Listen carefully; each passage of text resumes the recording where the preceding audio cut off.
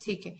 Okay, so the first step that I mentioned here was, बिल्कुल जो पहली slide मैंने दिखाई थी वो वही तीन चीजें जो मैंने आपको रिपीटेडली बताई हैं कि short sentences, simplicity of thought and savour the idea. Now the link between short sentences and savouring the idea, savouring the idea से मुराद ये होती है कि आपका आइडिया इतना कॉम्प्लेक्स है कि उसको सपोर्ट चाहिए 4 से 5 सेंटेंसेस की, तो you build on to that. फिर एक शॉर्ट सेंटेंस ऐसा होता है जहां पे आइडिया सिंपल है तो वो एक सिंगल लाइन में भी एक्सप्लेन किया जा सकता है. और इन दोनों चीजों को राइटिंग में कनेक्ट करती है simplicity of thought. I call them the 3 S's of writing success. कि जब भी आप कोई चीज लिखेंगे, कोई भी एग्जामिनेशन देंगे, तो unless your word, your sentence, your idea calls for explanation, don't give it freely, जैसे मैंने अभी कहा था.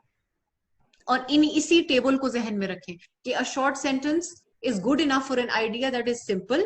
बहुत सारी चीजें एग्जाम में आप जब लिख रहे होंगे ना, तो you have to assume that the instructor actually knows that your information, जो बिल्कुल बेसिक सी इंफॉर्मेशन है, फॉर एग्जाम्पल के बहुत ही वेल नोन फैक्ट्स हैं, उनकी एक्सप्लेनेशन में मत जाएं. ठीक है, लाइक आप पाकिस्तान अफेयर्स का पेपर दे रहे हैं, तो डोंट गो इनटू डिटेल्स. अगर आपसे पाकिस्तान रेजोल्यूशन का impact on modern day politics पूछा जाए, तो don't go into explaining how the resolution came about to be and what it is. Everybody knows what the Pakistan resolution is. ठीक है, उसको आपकी 2 से 3 लाइनों से ज्यादा नहीं, इट शुड टेक ओवर. उसके बाद द कैरेक्टर बिल्डिंग और the analysis is more important. आपने अपने उस आंसर को कैरेक्टर देना है. How do you give it character?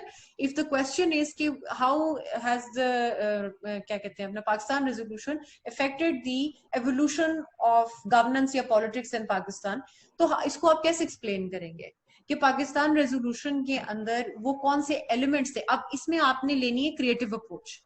किस तरह से कि अगर आप पाकिस्तान रेजोल्यूशन कब आई, क्यों हुई, क्या हुआ, इस सब में पड़ गए, तो that's a very generic answer, there is nothing to gain from it. उसके अंदर बिल्डअप कैसे करना है आपने?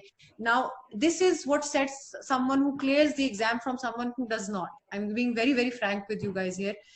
There is one person who's going to take the perspective of Iqbal's writings and his impression on the political movement at that time, and then they're going to further explain how Quaid-e-Azam got influenced by those writings and how a certain different mindset developed from that. And that mindset was the use of religion or the use of two-nation theory as a basis of a political movement. And the only other such movement that had existed prior to that was the Israelite movement. Now see, this is a very novel approach.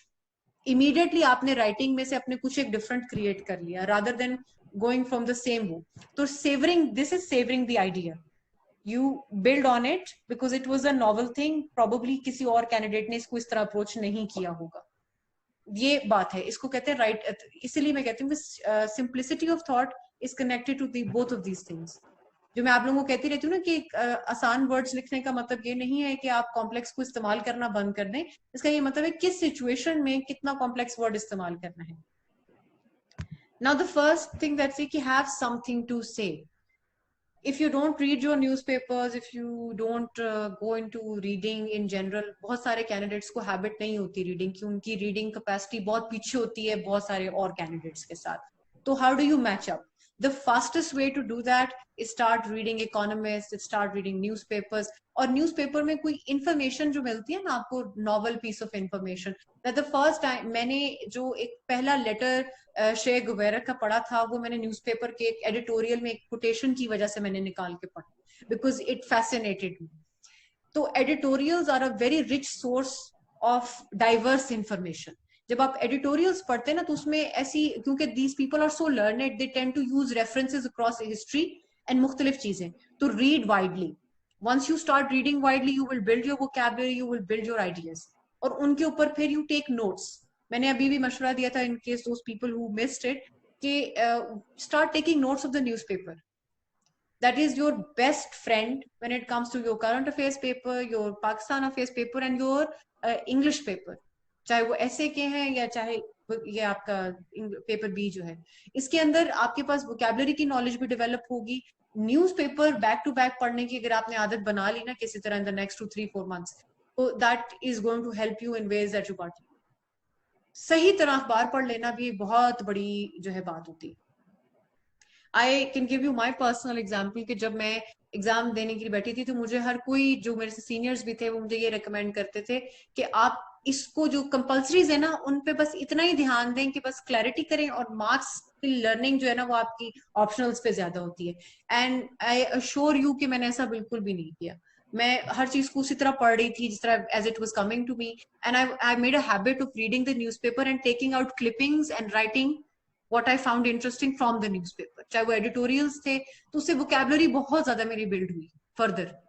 ठीक है, तो वो उसमें बहुत सारी historical novel ideas, idioms, ऐसी ऐसी examples जो मैं नॉर्मली नहीं यूज करती। For example this one thing that stayed with me that I actually used in my essay later on was that lies have a curious ability to linger while the truth does not.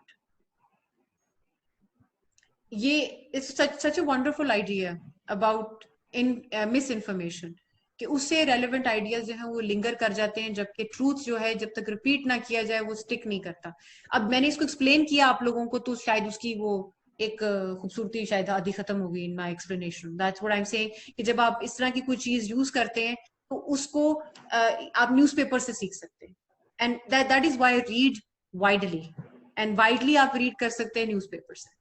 फिर take notes of those things, then choose your subject wisely. अब मैंने जैसे मैं बता रही थी लोगों को, सब by subject I don't mean कि अपने optionals, by subject I mean things that you are talking about, the subject matter of your line. फिर उसी तरह then share your information with your reader. You are sharing your information, you are not explaining the information. ये दोनों बातें बहुत important है समझना। प्रेसी भी करते हुए it is important to remember कि you are sharing an information, you are not, it is not your job to either explain it or make sense of it। ये मैंने लास्ट टाइम भी बात क्लियर की थी, इसलिए मैंने यहाँ पे रिपीट भी की है। सो quoting from my own personal example कि by just this newspaper reading and all of this, I had the highest score in current affairs before anyone else because of this one habit। क्योंकि उस चीज को, और यही दो papers जो थे ऐसे जो है उन्होंने इम्पैक्ट किए साथ। तो when you do these two things ना, आप अपनी नॉलेज बेस बढ़ा रहे हैं, आप अपनी लैंग्वेज बेहतर कर रहे हैं, अपनी राइटिंग स्किल्स भी बेहतर। तो ये मैं आप लोगों को कहूंगी, हैव समथिंग टू से, and that something should mostly come from newspapers, खासतौर पे अगर आपको रीडिंग की आदत नहीं।